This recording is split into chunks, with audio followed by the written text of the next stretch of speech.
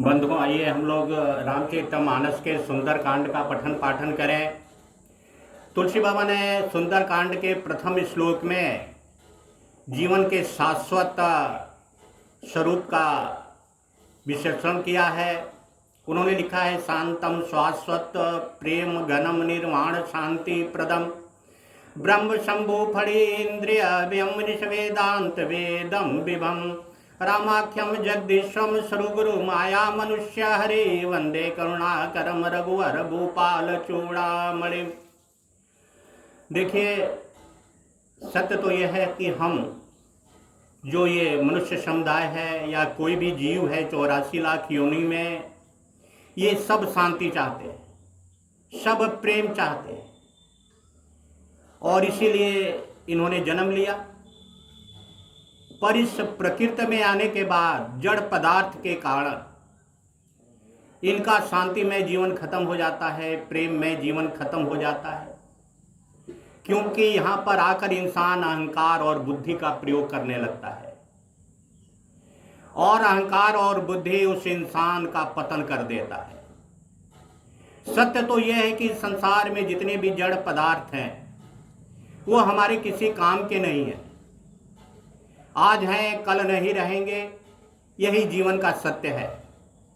बालक रूप थे, जवानी आ गई, बुढ़ापा आ गया, शमशान घाट की यात्रा की तैयारी होने लगी, तो भी हमें समझ में नहीं आया कि ये प्रकृति में कितना बदलाव हो रहा है, ये प्रकृति कितने तेज गति से दौड़ रही है, जबकि हमारे अंदर बसने वाली जो ये आत्मा है ये शांत है, अस्थिर निश्चित है, स्थिर है, ये कभी भी दौड़ती नहीं है।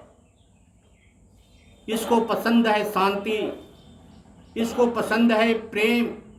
ये आत्मा रूपी आत्मा जो हर तरह व्यापक है, ये सूर्य की किरणों के समान पूरे ब्रह्मांड में छाई हुई है और उसी के आप एक अंश हैं।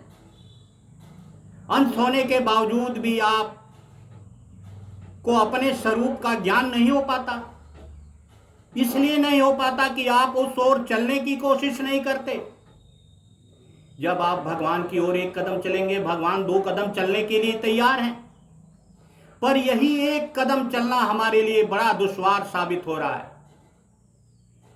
हमने पैसे से दुनिया को आकलन कर लिया है, हमने पैसे को महत्व जान लिया है, जबकि सत्य यह है कि आपके ही जीवन में हमेशा पैसा काम में नहीं आता। क्या रात को आप सोते हैं पैसा लेकर सोते हैं, या भोजन करते हैं तो क्या हमेशा पैसे से ही करते हैं? क्या शरीर का स्वास्थ्य केवल पैसे से आता है? पर इस कलयुगवासी जो कलयुग में रमण करते हैं, जो ईश्वर की, परमात्मा की, खुदा की इज्जत नहीं करते, जो अपने जवानी की इज्जत करते हैं, अहंकार की इज्जत करते हैं, विस्तारवादी हैं, जिन्हें केवल अहंकार ही समझ में आता है, अहंकार की भाषा बोलते हैं, अहंकार में रहने का कर्म करते हैं।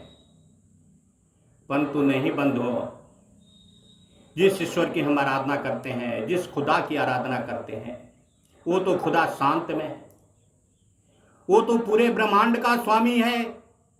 वो केवल पृथ्वी का स्वामी नहीं, केवल आपके शरीर का स्वामी नहीं, वो 84 लाख योनियों का स्वामी है। और उसको आप इतना एक छोटे स्वरूप में सोचने लगते हैं कि वो भगवान नहीं, केवल मेरे लिए ही बना हुआ है। अरे नहीं बंधु, आप ही के लिए नहीं, 84 लाख योनियों के लिए बना हुआ है। और 84 लाख योनियां तो अलग हैं, पूरे ब्रह्मांड के लिए बना हुआ है, जिसमें सूर्य, चंद्रमा, बृहस्पति, मंगल, पता नहीं कितने ग्रह रमण कर रहे हैं। भैया थोड़ा सा विचार करिए, थोड़ा सा समझने की कोशिश करिए, शांति और प्रेम का उद्भव करिए, रहने की कोशिश करिए कि आप भी आनंदित रहें और सामने वाला भी आनंदित रहे। नाना इस रघुपते हृदय दिए सत्यवादामी च भावना खितात्मा भक्ति प्रसरगोपम निर्भरा में कामिदोषम रहित कुरु मानसम च अतुलित बलधाम में शैलाब्द्याम ज्ञानी नाम ग्रहण्यम सुकल गुणिदानम वाणाणाम देशम रघुपति भक्तवात जातम नमामि। तुलसी बाबा ने इस श्लोक में साफ बता दिया कि इस दुनिया का सबसे बड़ा बलशाली, इस दुनिया का सबसे बड़ा ज्ञानी, सकल गुण निधान, कहने का मतलब वो कौन हो सकता है? वो भगवान, खुदा, ईश्वर, भगवान के भक्त के अलावा और कौन हो सकता है? ईश्वर अंश जीव अविनाशी, आप ईश्वर हैं, आप ही भगवान हैं, आप ही ब्रह्मांड हैं, आप ही पूरे संसार के स्वरूप हैं। पर बंधुओं, आपने नहीं जाना, आपने मात्र इतना जाना कि संकीर्ण भाव में, संकीर्ण कर्म में, संकीर्ण आराधना में केवल मैं, इस संसार में मैं नहीं रहता, इस संसार में तू ही तू रहता है।